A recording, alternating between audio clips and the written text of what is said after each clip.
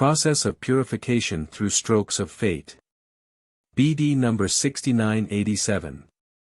December 8, 1957. No matter how your earthly lives shape themselves, they are determined by my will in order to give you ever more opportunities for your souls to mature. But you will only become psychologically fully mature if you faithfully accept my will, if you humbly bow down and completely subordinate yourselves to me. Then you will also experience my obvious help in every earthly and spiritual adversity. The aim of life is the spiritualization of your soul, the purging of all impurities which still cling to you, so that it can be completely permeated by my divine light of love when it leaves its earthly body. This purification, however, will not take place if the human being's earthly existence passes by without any struggle. Unless the person lives an exceptionally loving life. Then the layers will disintegrate and the soul will have achieved its goal at the end of its life. But often it will still have to accomplish this process of purification through suffering and adversities, through personal struggle. And since my wisdom knows this, my love always takes care to help it to mature.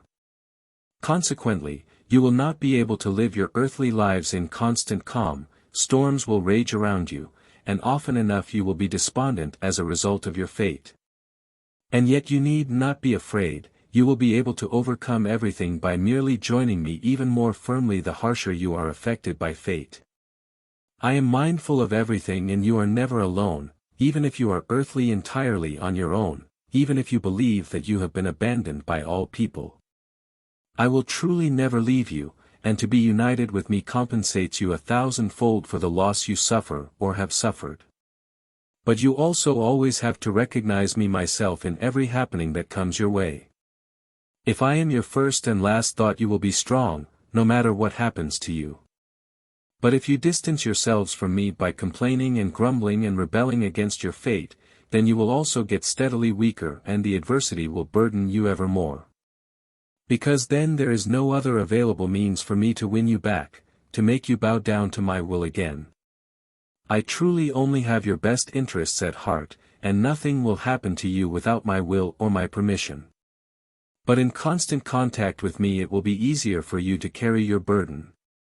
And then everything that at first looked like an inextricable tangle will be beautifully resolved. And the soul will have achieved a great benefit if, during the greatest difficulties, it has not severed its bond with me. Especially in these last days before the end, people are at great risk of forgetting about me in their hunt and rush for worldly goods. And if I want them to remember me again, then I can only employ such means which will shake their very way of thinking. By using hard blows of fate I have to put them into a situation of wit's end, so that they then will remember the one, who alone is able to help them. For their souls are still wrapped in dense layers, they have not yet done much to purify their souls, that is, they neglect to do unselfish deeds of love, and a different process of purification is therefore necessary to make the soul transparent enough for just a little bit of light, for which it will be extremely grateful to me one day. And no person is exempt from experiencing misfortunes, because I love all human beings and want to help them find their way back to me one day if they are still distant from me, or to encourage a closer unity with me whereby they can receive increasingly more strength to improve their souls and to achieve full maturity while still on earth. For I want them to pass over with a degree of light already, so that they will be spared the agony of darkness in the kingdom of the beyond. I want that their earthly progress should not have been in vain. And for this reason you humans should only ever see my will or my permission in everything that happens to you and humbly submit yourselves to my will. Amen.